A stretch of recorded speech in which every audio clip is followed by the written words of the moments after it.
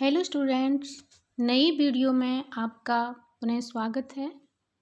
आज हिंदी व्याकरण के अंतर्गत हमारा अध्ययन का विषय है संज्ञा। संज्ञा क्या है? संज्ञा या हिंदी व्याकरण के अंतर्गत विकारी शब्द का एक भेद है। विकारी शब्द क्या होता है? वाक्य प्रयोग करते समय जिन शब्दों का रूप परिवर्तन होता रहता है उन्हें विकारी शब्द कहते हैं, जैसे मैं, मुझे, हमें। अब संज्ञा की परिभाषा क्या है? संज्ञा किसी जाति, द्रव्य, गुण, भाव, व्यक्ति, स्थान और क्रिया आदि के नाम को संज्ञा कहते हैं। जैसे पशु जाति, सुंदरता गुण है, मिठास भाव है, गांधी जी व्यक्ति हैं, दिल्ली स्थान, मारना एक क्रिया है। ये सब संज्ञा के उदाहरण हैं। संज्ञा के प्रकार। संज्ञा मुख्य रूप से 3 प्रकार की होती है: व्यक्तिवाचक संज्ञा, जातिवाचक, भाववाचक। अब जातिवाचक संज्ञा के भी 2 भेद होते हैं: द्रव्यवाचक, समूहवाचक। व्यक्तिवाचक संज्ञा जिस संज्ञा शब्द रूप से किसी विशेष व्यक्ति, प्राणी, वस्तु अथवा स्थान का बोध होता है उसे व्यक्तिवाचक संज्ञा कहते हैं। जैसे विवेकानंद जी, महात्मा गांधी जी ये विशेष व्यक्ति हैं, हिमालय, रामायण आदि। व्यक्तिवाचक संज्ञा का जातिवाचक संज्ञा के रूप में प्रयोग, यानी हमें लगता तो ऐसे है कि इसमें व्यक्तिवाचक संज्ञा होगी लेकिन उसमें होती जातिवाचक संज्ञा है। तो वो कैसे होती है? कभी कभी किसी विशेष व्यक्ति के गुणों के कारण व्यक्तिवाचक संज्ञा का प्रयोग जातिवाचक के रूप में होता है।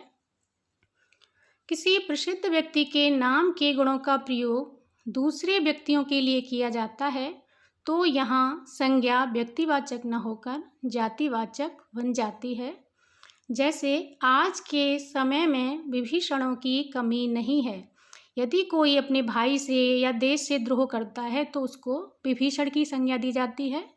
विभीषण एक व्यक्ति का नाम है लेकिन यहाँ देशद्रोही और विश्वासघाती के रूप में प्रयोग हुआ है तो ये जातिवाचक संज्ञा में परिवर्तित हो जाता है।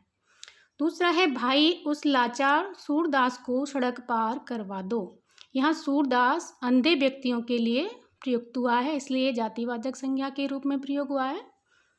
रावण भी विश्वासघाती अत्याचारी के रूप में प्रयोग हुआ है तो ये भी जातिवाचक संज्ञा में परिवर्तित हो जाता है।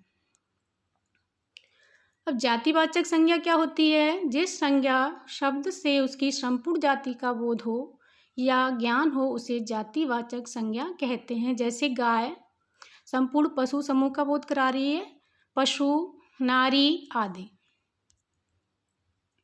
भाववाचक संज्ञा जिन संज्ञा शब्दों से किसी वस्तु या व्यक्ति के गुण, दोष, भाव, अवस्था व कर्म आदि भावों का बोध हो वे भाववाचक संज्ञा कहलाते हैं। जैसे बचपन, वीरता, दया, भूख, प्यास आदि।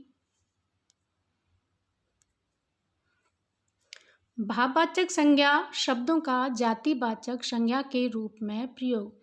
इस प्रकार की व्यक्तिवाचक संज्ञा का जातिवाचक संज्ञा के रूप में प्रयोग अभी हमने देखा था, उसी प्रकार भाववाचक संज्ञा भी जातिवाचक संज्ञा में कब परिवर्तित हो जाती है। तो भाववाचक संज्ञाएं एक वचन में प्रयुक्त होती हैं लेकिन जब उनका प्रयोग बहुवचन में किया जाता है तो वह जातिवाचक बन जाती हैं। जैसे बुराई भाववाचक संज्ञा है लेकिन बुराइयाँ बहुवचन होने से ये जातिवाचक में परिवर्तित हो जाती है। दूरी भाववाचक संज्ञा है, दूरियाँ बहुवचन होने के कारण जातिवाचक।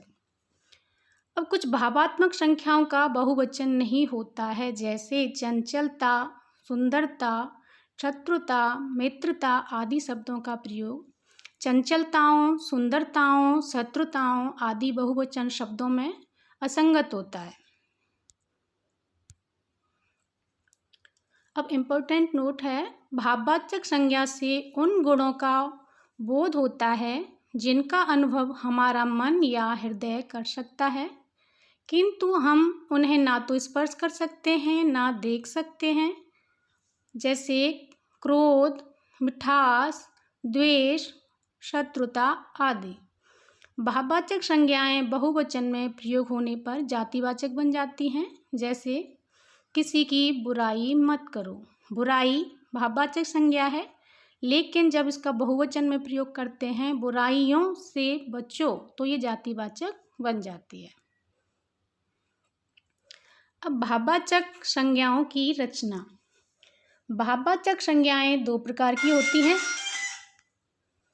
एक तो वे जो मूल रूप से भावनात्मक होती हैं, जैसे अपमान, जन्म, मृत्यु, घृणा, प्रेम आदि। दूसरी वे जो जातिवाचक संज्ञा सर्वनाम, विशेषण, क्रियाओं व अव्ययों से जोड़कर बनाई जाती हैं। जातिवाचक संज्ञाओं से भाववाचक संज्ञाएं बनाना, जैसे व्यक्ति जातिवाचक संज्ञा है, व्यक्तित्व भाववाचक में परिवर्तित हो गई। अतिथि से बना आपका आतिथ्य। उसी प्रकार विशेषणों में कुशल आपका जातिवाचक है और बना आपका कुशलता भाववाचक। सर्वनामों से जैसे निज जातिवाचक है, निजता भाववाचक में परिवर्तित हो जाता है। उसी प्रकार मम से बना ममत्व। क्रियाओं से जैसे पढ़ना जातिवाचक है, पढ़ाई भाववाचक। चिल्लाना से बना चिल्लाहट।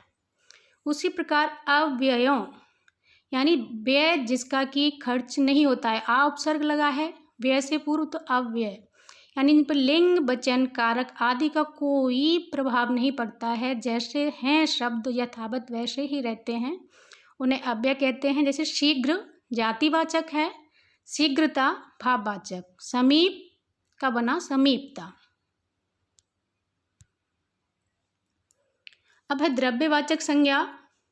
जो शब्द किसी ठोस, तरल पदार्थ, धातु, अधातु का बोध या ज्ञान कराते हैं, उन्हें द्रव्यवाचक संज्ञा कहते हैं। जैसे कोयला, पानी, तेल, घी, लोहा, सोना, चांदी, हीरा, चीनी, फल, सब्जी आदि।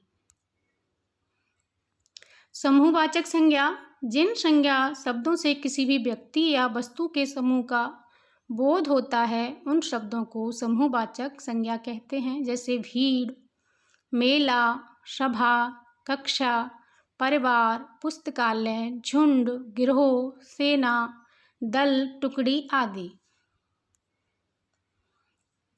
अब द्रव्यवाचक व समुदायवाचक संज्ञा भी बहुवचन में प्रयुक्त होने पर जातिवाचक संज्ञाएं बन जाती हैं।